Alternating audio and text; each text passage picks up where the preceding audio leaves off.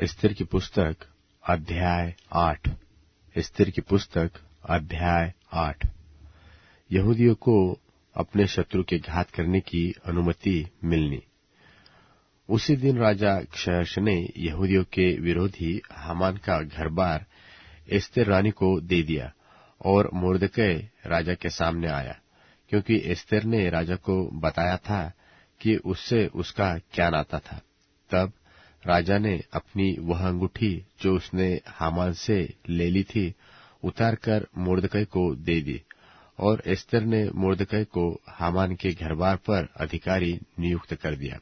फिर एस्तेर दूसरी बार राजा से बोली और उसके पांव पर गिर आंसू बहा बहाकर उससे गिड़गिड़ाकर विनती की कि आगागी हामान की बुराई और यहूदियों की हानि की उसकी युक्ति निष्फल की जाए। तब राजा ने एस्तेर की ओर सोने का राजदंड बढ़ाया। तब एस्तेर उठकर राजा के सामने खड़ी हुई और कहने लगी कि यदि राजा को स्वीकार हो और वह मुझसे प्रसन्न है और यह बात उसको ठीक जान पड़े और मैं भी उसको अच्छी लगती हूं, तो जो चिट्ठियां हम्मदाता आगामी के पुत्र हामान ने राजा के सब प्रांतों के यहूदियों को नाश करने की युक्ति करके लिखाई थी, उनको पलटने के लिए लिखा जाए, क्योंकि मैं अपने जाति के लोगों पर पड़ने वाली उस विपत्ति को किस रीति से देख सकूंगी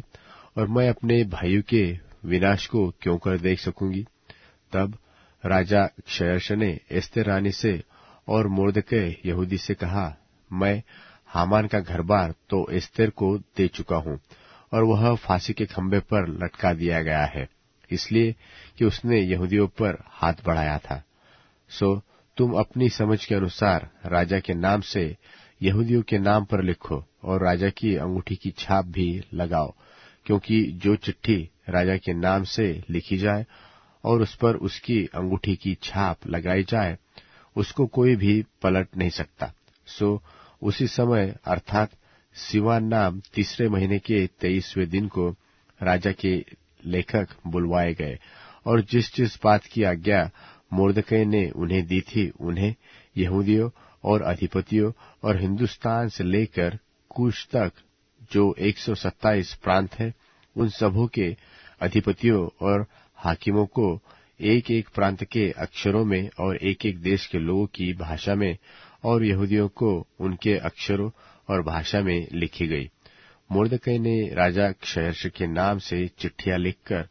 और उन पर राजा की अंगूठी की छाप लगाकर बेग चलने वाले सरकारी घोड़ों, खच्चरों और सांडनियों की डाक लगाकर हरकारों के हाथ भेज दी। इन चिट्ठियों में सब नगरों के यहूदियों को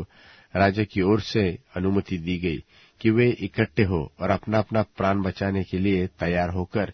जिस जाति व प्रांत के लोग अन्याय करके उनको व उनकी स्त्रियों और बाल बच्चों को दुख देना चाहे, उनको विध्वंस, घात और नाश करे और उनकी धन संपत्ति लूट ले। और यह राजा क्षयर्ष के सब प्रांतों में एक ही दिन में किया जाए, अर्थात अदार नाम 12वें महीने के 13वें दिन को। इस आज्ञा के लेख की नकलें समस्त प्रांतों के सब देशों के लोगों के पास खुली हुई भेजी गई, ताकि यहूदी उस दिन अपने शत्रुओं से पलटा लेने को तैयार रहे। जो हरकारे बेग चलने वाले सरकारी घोड़ों पर सवार होकर राजा की आज्ञा से फुर्ती करके जल्दी चल गए, और यह आज्ञा शूनन राजगढ़ में दी गई थी। तब मोर्देकै नीले और श्वेत रंग के राजकीय वस्त्र पहने और सिर पर सोने का बड़ा मुकुट धरे हुए और सूक्ष्म सन और बैंजनी रंग का बागा पहने हुए राजा के सन्मुख से निकला, और शूनन नगर के लोग आनंद के मारे चिल्ला उठे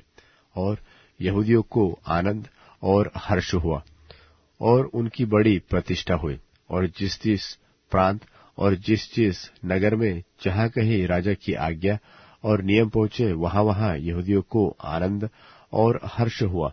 और उन्होंने जेवनार करके उस दिन को खुशी का दिन माना। और उस देश के लोगों में से बहुत लोग यहूदी बन गए, क्योंकि उनके मन में यहूदियों का डर समा गया था।